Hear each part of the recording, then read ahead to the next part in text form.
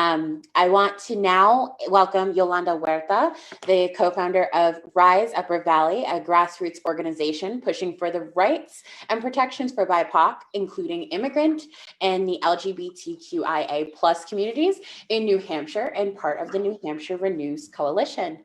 Yolanda? Buenos días a todos.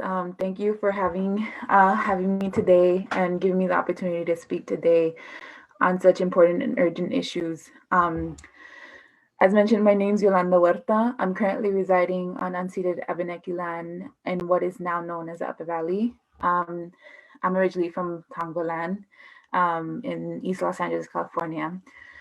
I've done work with mutual aid networks in the Upper Valley, have worked to feed neighbors in the area, supported an initiative to provide migrant farm workers with access to food and funds, supported students at Dartmouth College with food access, and have been working with Renew's food justice team to further the collective's initiatives. We need the Biden administration to adapt this Thrive agenda. As a queer person of color in New Hampshire, fighting for real and direct change, I know that with the onslaught of the pandemic, America has nothing left to hide. We have been living in a food crisis, immigration crisis, crisis of racism, and blatant disregard for the continued acts of genocide and erasure for the Indigenous peoples here on Turtle Island. This has only gotten worse with the pandemic, though it was not the start. However, what we did start to see during this pandemic was a surge of coalition building across movements, extensive initiatives of compassion established via mutual aid networks providing food and services neighbor to neighbor. Food pantries doing their damnedest to support meal deliveries and even nonprofits supporting folks unable to pay utilities. The people have been working in a united front to meet the urgent needs as COVID safe as possible. In order to support the food sovereignty movement, a movement that recognizes the perils of living with without healthy access to healthy food for historically marginalized communities, we have also seen communities working to support and internalize the lessons of the Black Farmers Act and initiatives to provide reparations to Indigenous folks and allotting federal recognition to more tribes across America. Unfortunately, these initiatives are felt unequally across the nation. That is to say, we still have work to do. The people have made it clear. We demonstrated we're ready to take that work on. Now it's time for the Biden's action campaign to be put to work.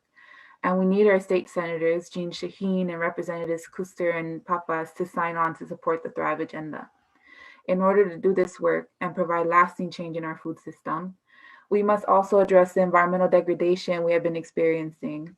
With reevaluation of our federal funds, we can provide the necessary resources to respond to this. We are and have been in a real climate emergency. With the continued pressure of climate refugees, rising sea levels, contaminated waters, and so on, we cannot ignore that just like the COVID-19 pandemic, we're about to witness yet another life-altering shift, and we need to prepare for it. We will not be able to sustainably address our current realities if we do not acknowledge our ability to unite our struggles. It's not about going back to the way things were, as mentioned before by many of the folks that have spoken today. It's about using this pivotal time to transform the structures that have kept our people struggling. Thank you. Brianna, you're on mute. Thank you.